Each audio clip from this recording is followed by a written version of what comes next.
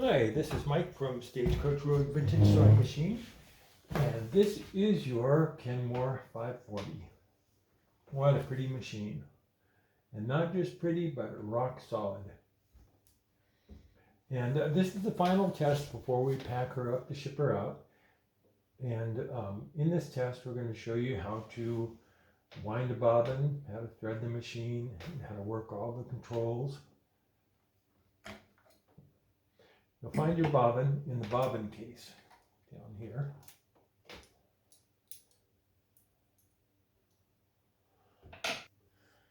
To wind the bobbin, put your spool on the spool pin, go around the tension device, and back here to the bobbin winder.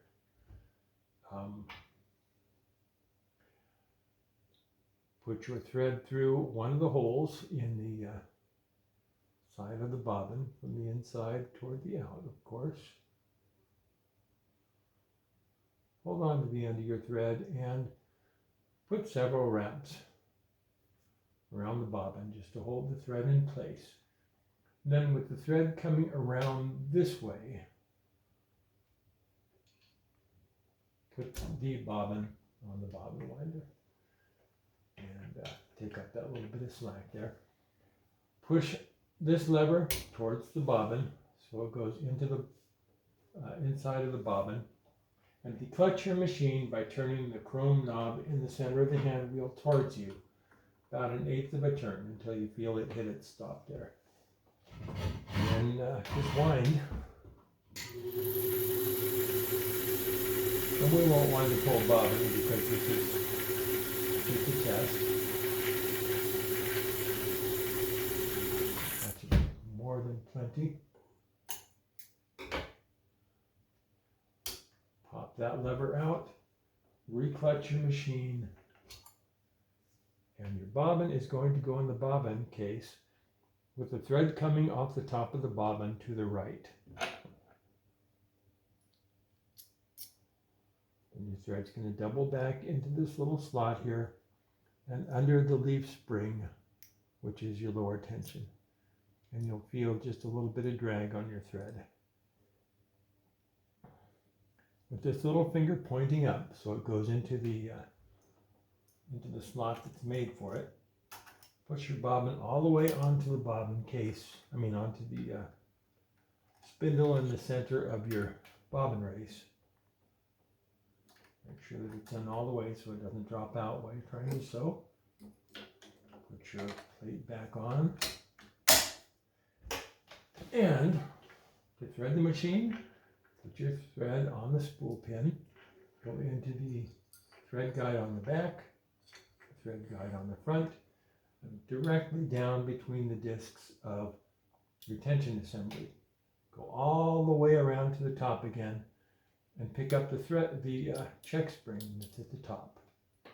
Go under the big thread guide here, into this thread guide above it, and through the take-up lever from right to left. Back down and back into the same big thread guide, into the thread guide on the bottom of the faceplate, into the thread guide on the needle clamp, and through the eye of the needle from front to back.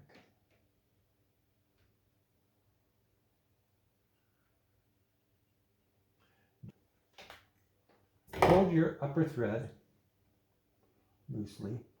Turn the hand wheel towards you one full revolution. The needle will take it down. The needle will take the thread down where the hook will pick it up. Wrap it around the bobbin case and bring up your lower thread.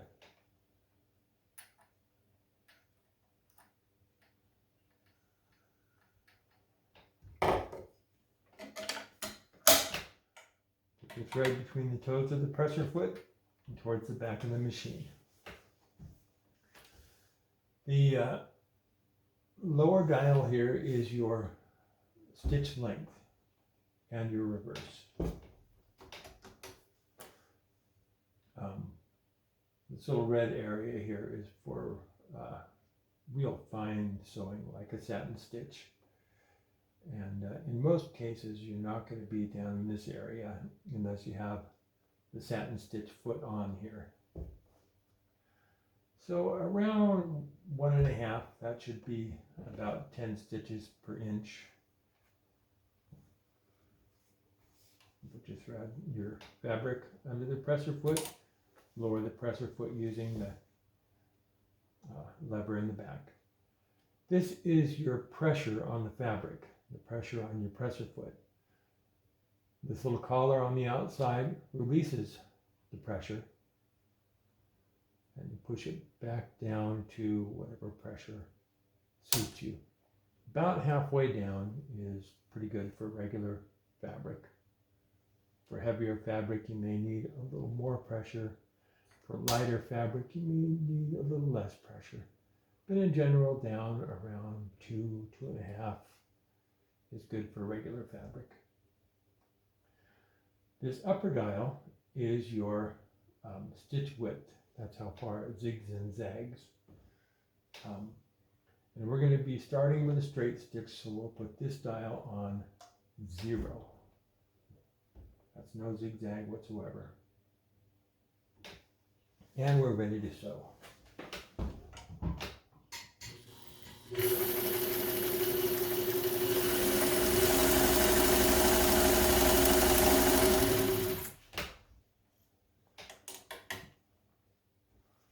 Yeah, it's a nice looking, well-balanced stitch.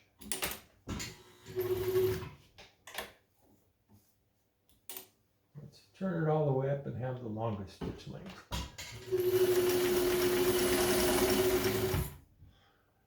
Press in for reverse, forward, reverse, forward.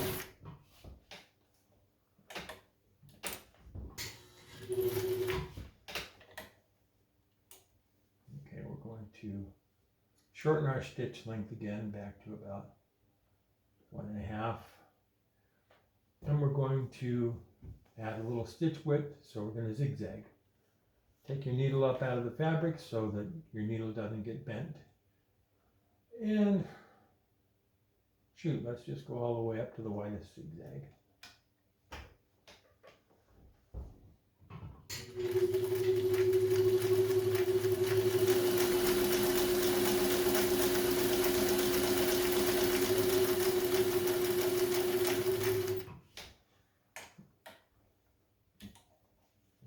Looking zigzag, even on the bottom, and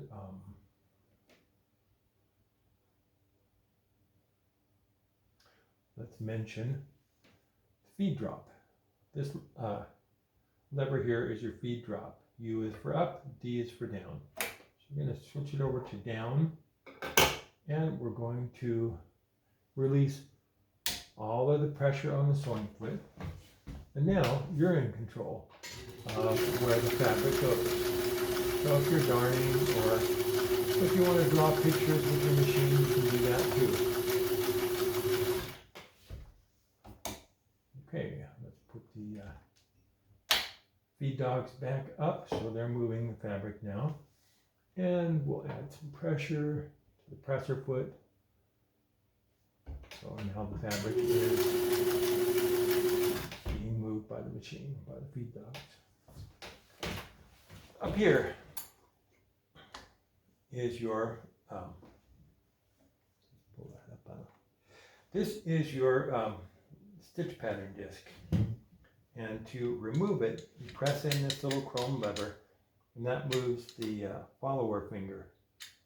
So it's not contacting the disc.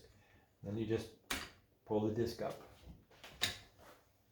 And let's see, the other side of this is blind stitch. Let's do a blind stitch. Again, move your follower finger out of the way. Press all the way down. Make sure that your cam goes all the way down. And now,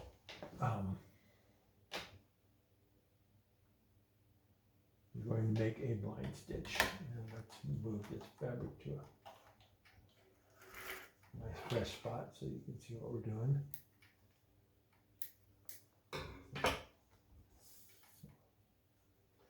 this is our fancy free motion sewing there.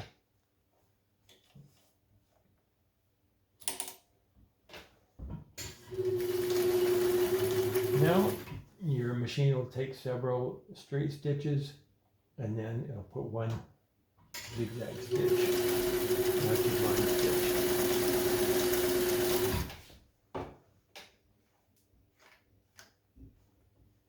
And that's a nice tidy looking blind stitch. I'm going to get another pattern cam. Hold the phone there for a minute.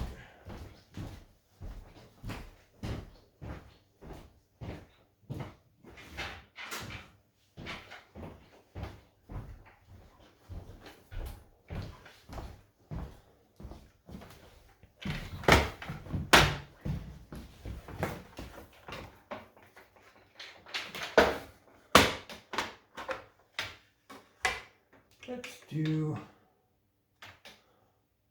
that looks like a nice stitch to do. Let's do that one. Probably got a name, crescent or something similar. Lift that stitch pattern cam out. To zigzag, you need your number 1 cam in there. The 1A side is zigzag. So we'll put that in when we get done. If I forget, it's in the box here. Again, move your cam follower out of the way and push. Make sure you line up with one of the holes.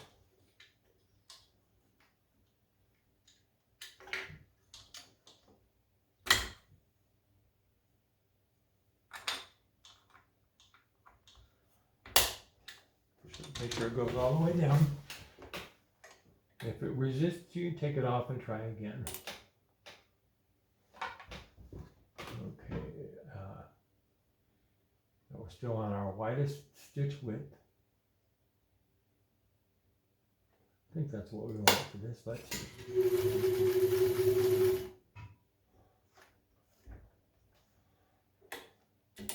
No, I think we want to go all the way down to 0 for this because it's going to go down to almost a straight stitch and then widen out again. Nope, I'm wrong. Let's try about 2. Let's try.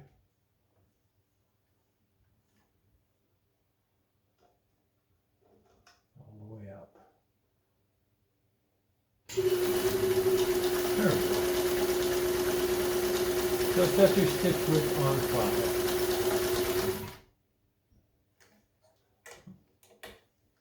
You can see that nice scallopy stitch there. And we'll do one more stitch pattern just for fun. Bring the needle up.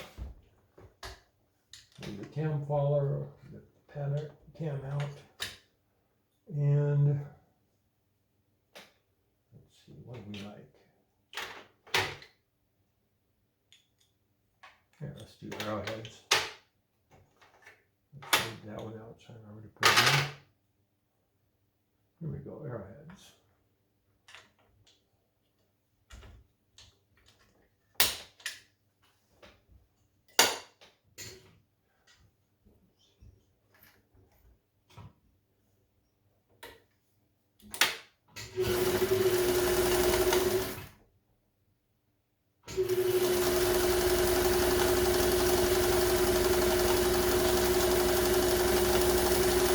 That's pretty simple. That's how you do, well, I guess those aren't arrowheads, but whatever they're called.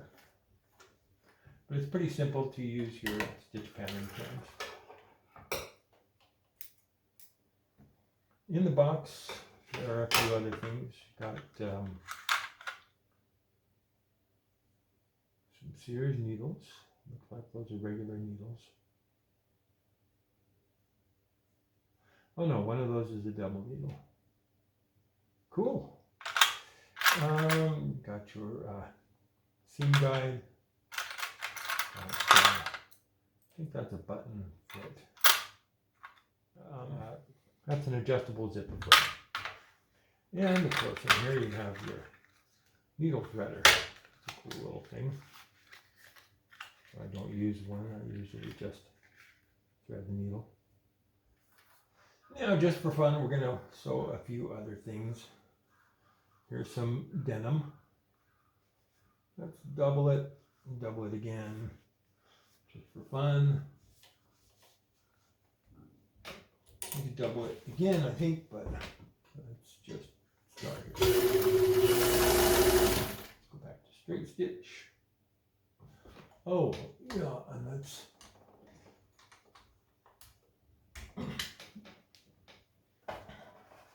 remember to change that disc back to our 1A disc for zigzag. We're going to zigzag right now, but next time we want to zigzag, we'll be ready. That's by far the most commonly used of the cams. Okay, so now back down to 0. So straight stitching. Working on some heavy fabric. Let's go for a long stitch. And here we go. Why are we still zigzagging? Because we didn't reduce our stitch width. There we go. That's 4 layers. Let's double that and do 8 layers of denim.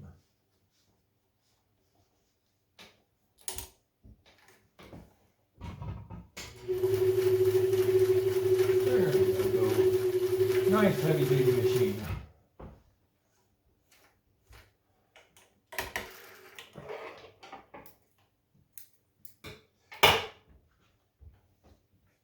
Let's sew some split leather. This is pretty heavy duty actually.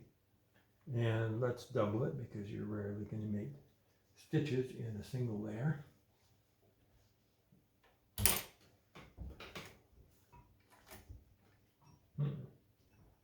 Not a leather needle, but it should be all right. If you're going to sew leather, put a leather needle in. You can get them at most department stores or sewing supplies. So that's 2 layers of split leather.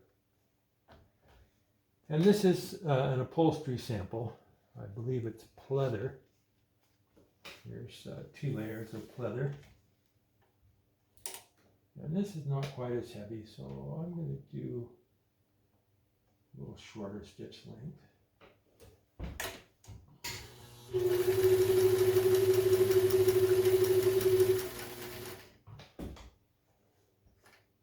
And let's do 4 layers of pleather.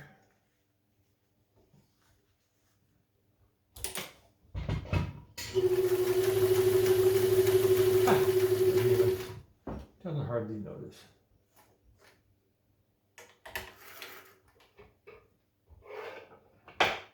So this is the sturdy machine, which is going to make you very happy. So if you've come here from somewhere else on the internet, we are Stagecoach Road Vintage Sewing Machine. We're on Stagecoach Road out here in the Coast Range of Oregon, so we are stagecoachroadsewing.com. And if you come out to the website, you'll see hundreds, literally hundreds and hundreds of beautiful machines that we've restored over the last 25 years or so. And you'll see views from all different directions and a little bit of info about each machine. And it's kind of fun to just scroll down and go through our museum of the history of Stagecoach Road sewing. At the top of the page, you're going to find several machines that are restored, beautiful, ready to sew, and ready to come home to your house. So check that out. Again, Stagecoach Road, stagecoachroadsewing.com, and we will see you there.